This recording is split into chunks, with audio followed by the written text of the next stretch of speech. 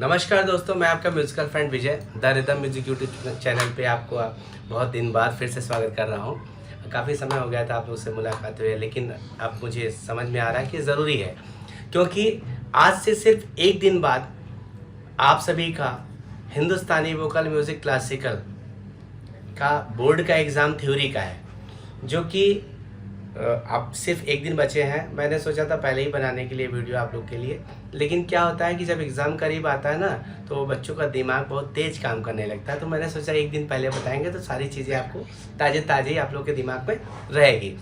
तो आइए देखिए, बहुत सारे क्वेश्चन आपके मन में होंगे कि कैसा क्वेश्चन आएगा, क्या आएगा। माँ दोस्तों से आप फ़ोन कर रहे होंगे, टीचर से डिस्कस कर रहे होंगे, यहाँ वहाँ देख रहे होंगे। घबराइए मत, एकदम इजी ढंग से समझिए मेरी बात को। मैं उतना ही बताऊंगा जितना आपके एग्ज़ाम में आएगा, और उससे ज़्यादा सोचने की ज़रूरत नहीं है, घबराने की बिल्कुल ज़रूरत नहीं है। तो आइए सबसे पहले हम जानते हैं कि हमारे पहला क्वेश्चन क्या होगा। कुल total question multiple choice question भी आ सकते हैं 15, जिसमें कि MCQ क्वेश्चन 15 रहेंगे, उसको कंपलसरी पूरे 15 करना ज़रूरी है। उसके बाद आपका सब्जेक्टिव क्वेश्चन रहेगा, जिसमें कि 3 नंबर का भी हो सकता है, 5 नंबर का भी हो सकता है, कि जैसा CBSE अलॉट करता है। आइए सबसे पहला क्वेश्चन है डेफिनेशन। डेफिनेशन क्या है, उसको जो को मैं बता रहा हूँ उसको आप अच्छी तरह से समझ लीजिए, और ये आना ही आना है। डेफिनेशन पहला कण, दूसरा गमक, ग्राम, मूर्छना, मुर्की और खटका। ये स्वर लगाने के प्रकार हैं। गाते समय कोई भी गाना गाते हैं हम, तो उसमें तरह तरह से सुर लगाने का प्रयोग करते हैं। सबके अपने अपने नाम होते हैं। जिस तरह हम अगर फेस पे मेकअप करते हैं तो सब मेकअप की चीज़ के नाम होते हैं, टिकली है, बिंदी है, उस तरह से हम स्वर लगाते हैं किसी गाने में। तो गाने में स्वर लगाने की क्रियाएं होती हैं, जिसे हम अलग अलग नामों से जानते हैं। सबसे पहले जानते हैं कण क्या है। कण स्वर, कण का अर्थ होता है तिनका। किसी स्वर को स्पर्श मात्र लगाना, किसी स्वर को हम छू के केवल चले आते हैं, वह स्वर लगाने की क्रिया क्या कहलाती है, कण स्वर कहलाती है। जो कि 2 प्रकार होते हैं कण स्वर के। पहला पूर्व लग्न, दूसरा अनुलग्न। जब किसी इच्छित स्वर को, इच्छित मतलब जो स्वर हमारी इच्छा कर रही है लगाने की, जो स्वर मेरी लगाने की इच्छा कर रही है, उस स्वर को लगाते समय उसके पहले का स्वर, अगर जैसे सपोज दैट गा लगा रहे हैं, और गा के पहले क्या आता है, रे।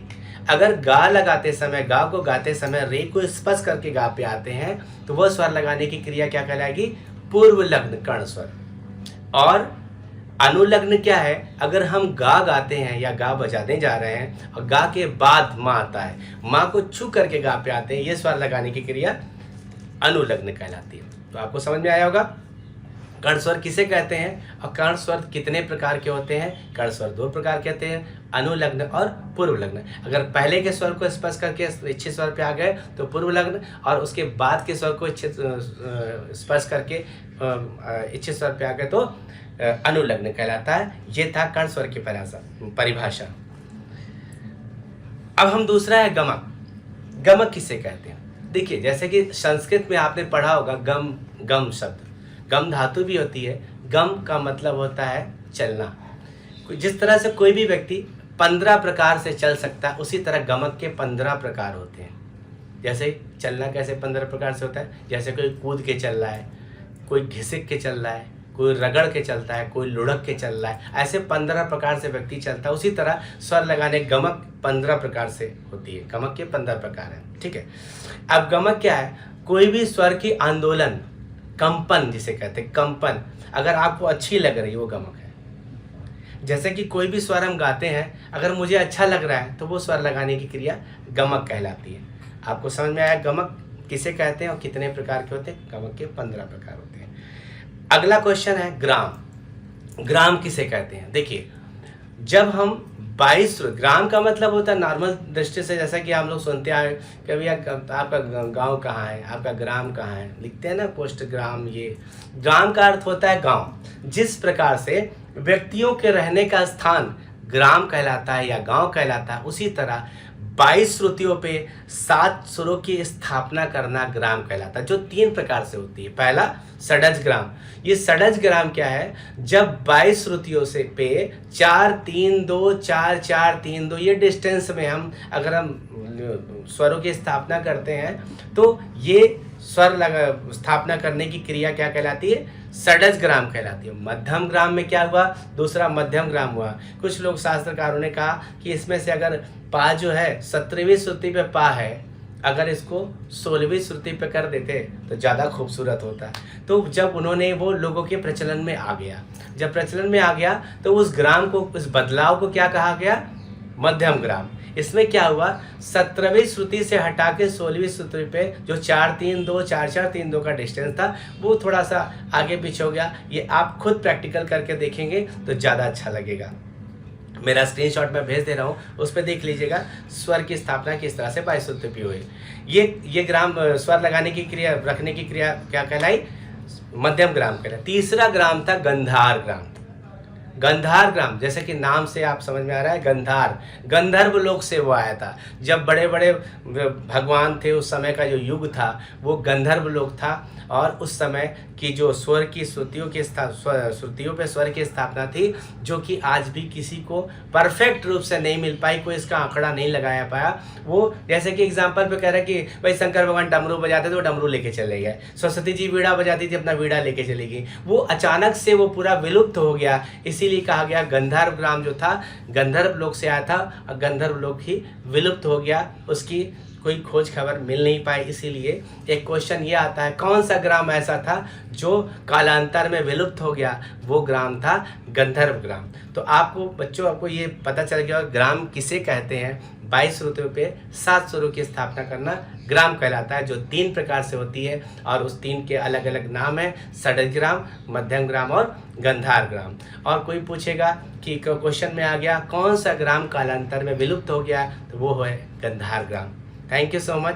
ये मेरा दूसरा डेफिनेशन था, और भी बहुत सारे डेफिनेशन मैं बोलता जा रहा हूँ। आप ध्यान से उसको अपनी भाषा में उसको लिखने की कोशिश करिएगा तो ज़्यादा जल्दी आपको आ जाएगा। धन्यवाद। मूर्छना, मूर्छना किसे कहते हैं? देखिए, मूर्छना ध्यान से समझिएगा कि 7 सुर होते हैं एक सप्तक में, सारे गा मा पा धा नी। सा फिर रिपीट कर जाता है, काउंटिंग में आएंगे तो सारे गा मा पा धा नी होता है, और सारे गा मा पा धा नी से नॉर्मल बोले तो प्रत्येक स्वर को सा मान करके सारे गा मा पा धा नी सा बजाना या गाना या आरोह अवरोह करना, ये क्रिया मूर्छना कहलाती है। और एक सप्तक में 7 सुर होता है, सा को सा मान लिया, सारे गा मा पा धा नी सा, रे को सा माना, सारे गा मा पा धा नी सा, गा को सा माना, सारे गा मा, ऐसे प्रत्येक स्वर को सा मान करके सारे गा मा पा धा नी सा बजाना या गाना, ये क्रिया मूर्छना कहलाती है। प्रत्येक सप्तक में 7 स्वर होते हैं और 3 सप्तक होते हैं, तो 7 तो मल्टीप्लाई करिए 3 से कितना हुआ, 21। प्रत्येक स्वर से 7 मूर्छनाएं उत्पन्न होती हैं, तो तीनों सप्तक से 7 त्रिक 21 मूर्छनाएं उत्पन्न होगी। ये था मूर्छना का डेफिनेशन। तीसरा है मुर्की, जो कि मुर्की किसे कहते हैं, इसका डेफिनेशन लिखने को आएगा, बहुत आसान है कि अगर कभी भी हम गाते समय कोई सुर लगाते हैं, आंदोलित करते हैं, जब 3 सुर को द्रुत गति से आंदोलित किया जाए, 3 स्वर को द्रुत गति से आंदोलित किया जाए, वह स्वर लगाने की क्रिया मुर्की कहलाती है, जो गाने की खूबसूरती को बढ़ा देती है। और खटका, जब 4 सुरों को द्रुत गति से आंदोलित किया जाए, वह स्वर लगाने की क्रिया खटका कहलाती है। इसको लिखने की क्रिया, लिखा कैसे आता है, कोई भी स्वर कोष्ठ में लिखा हुआ है, पिछले क्वेश्चन में बहुत सारे मल्टीपल क्वेश्चन में आया था खटका।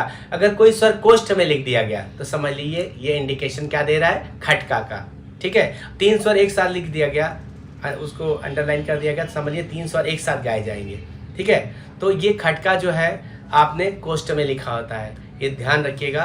खटका जो होता है 4 स्वरों को द्रुत गति से आंदोलित करने की क्रिया खटका कहलाती है। तो ये था हमारा डेफिनेशन। धन्यवाद।